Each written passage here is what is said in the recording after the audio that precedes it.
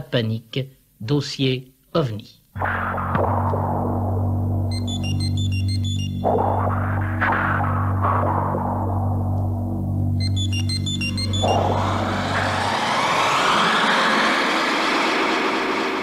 Dossier OVNI.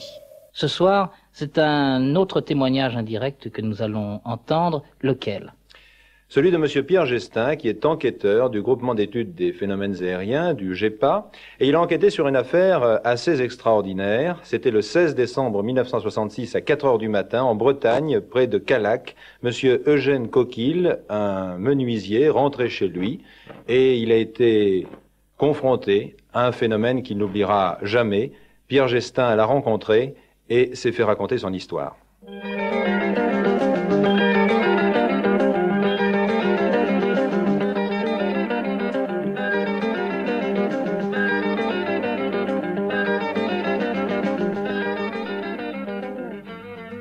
Nous sommes sortis et nous sommes allés sur les lieux. Et là, il m'a expliqué véritablement, par le menu, ses émotions, les émotions du matin du 16 décembre 1966. Il était 4 heures. Il rentrait de Callac et en voiture, en Dauphine. La nuit était très belle. C'était une nuit glacée puisqu'il a neigé le lendemain. Il était à proximité de son village, ou pas loin, quand il aperçoit au fond d'un champ, dans un creux de champ, près d'une série d'arbustes, là, une lumière rouge, très vive, qui l'étonne, effectivement. Et à quoi penser pour un homme de la campagne, si ce n'est à un tracteur qui est là, en panne, malgré leur indu.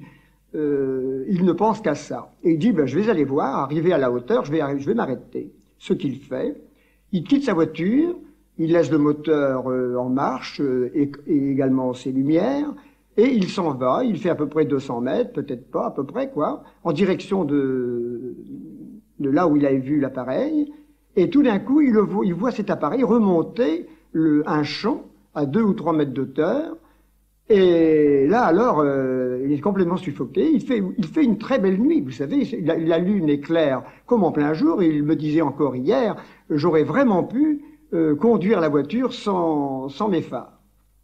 Il voit donc cet appareil qui remonte lentement la pente en direction de sa voiture qui restait allumée. Alors là, il est pris d'une peur absolument panique. Il se dit, qu'est-ce qui se passe? Qu'est-ce que c'est cette chose-là? C'est véritablement une chose suffocante à ses yeux. Et à quoi il pense? Eh bien, il pense regagner sa voiture. Et puis tout d'un coup, en courant, il a l'idée que dans sa voiture, il y a une carabine, parce que les hommes de la campagne sont toujours un peu braconniers. Et il pense à sa carabine dans un réflexe de défense. Évidemment, arrivé à la hauteur de la voiture, il ne pense plus à sa carabine, il ne pense qu'à rentrer dedans, parce qu'au même moment, l'appareil en question, qui est un appareil parallélépipédique, masse sombre, d'un volume à peu près égal à 2 dauphines en surface, et d'une hauteur d'1,20 m à 1,50 m, au moment donc où cet appareil vient se placer entre des lignes télégraphiques qui se trouvent le long de la route et sa voiture.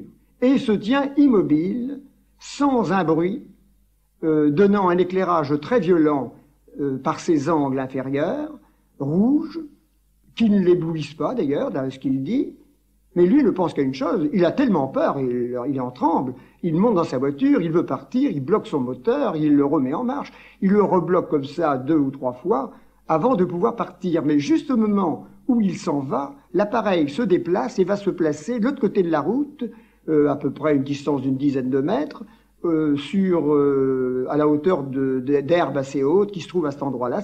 La route est élargie à cet emplacement, mais lui ne demande pas son reste et s'en va. Il n'a même pas la curiosité de regarder dans son rétroviseur. Mais il est absolument effrayé au point qu'il arrive, il est tout tremblant en arrivant chez lui. Il ne peut, évidemment, tout le monde dort, lui-même se couche, mais après longtemps seulement, il trouve le sommeil. Et le matin, on lui trouve la bine défaite et on lui demande ce qu'il a. Et il finit par dire ce qu'il a vu. On est retourné sur place pour voir s'il y avait des traces, notamment? Eh bien, je lui ai posé encore la question hier. lui a conservé le souvenir vivace de l'événement. Ça l'a tellement frappé qu'il me répétait que véritablement il se rappelle ça comme si c'était d'hier. Je lui ai posé la question, à savoir s'il était venu le lendemain voir dans ce fond de champ s'il y avait des traces. Parce que l'autre côté de la route, l'appareil, à ce qu'il disait, n'a pas écrasé les herbes. Il a donné l'impression de se sustenter, vous savez, à la hauteur des herbes. Par contre, l'ayant vu dans ce fond de vallée, près des arbres, je lui ai demandé, mais êtes-vous allé voir le lendemain?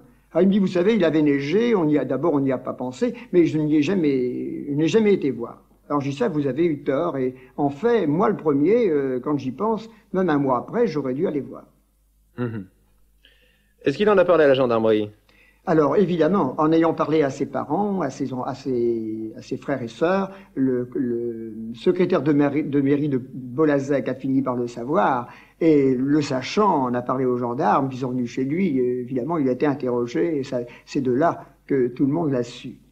Et ils me disent, alors je m'excuse, mais je reviens un peu en arrière. Je lui posais la question hier au sujet de l'apparence de l'objet. Je lui ai dit, voyons, cet objet était bien parallélépipédique, était à angle droit. Il me dit, oui, il n'était pas de forme tronconique, enfin, c'est moi qui ai employé le terme, lui, il ne le connaissait pas.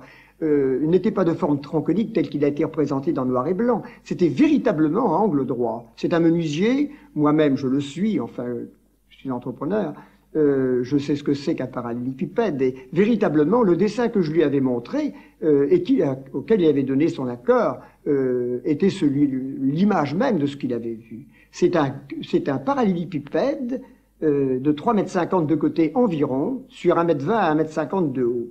Alors je lui demandais, avez-vous vu des hublots, ou tout au moins quelque chose ressemblant à ça? Alors il m'a dit hier, ce que je sais, c'est qu'il y avait comme des lumières tremblotantes sur la face de l'appareil. Mais je ne peux pas dire avoir vu des hublots, quelque chose qui ressemble à ce que nous appelons des hublots. Aucun bruit, aucun déplacement d'air. Aucun bruit, aucun déplacement d'air. Il n'a eu aucune gêne d'ailleurs, il aurait pu avoir une radiation quelconque, il n'en a pas subi d'effet. Et quelle impression vous a-t-il faite alors? Eh bien, c'est un garçon extrêmement sérieux. C'est un garçon intelligent, très primaire, mais intelligent, sobre, il est connu comme tel, n'ayant aucun écart de langage, très effacé, mais répondant de façon très claire aux questions qu'on lui pose, ne cherchant pas à faire des faits, au contraire.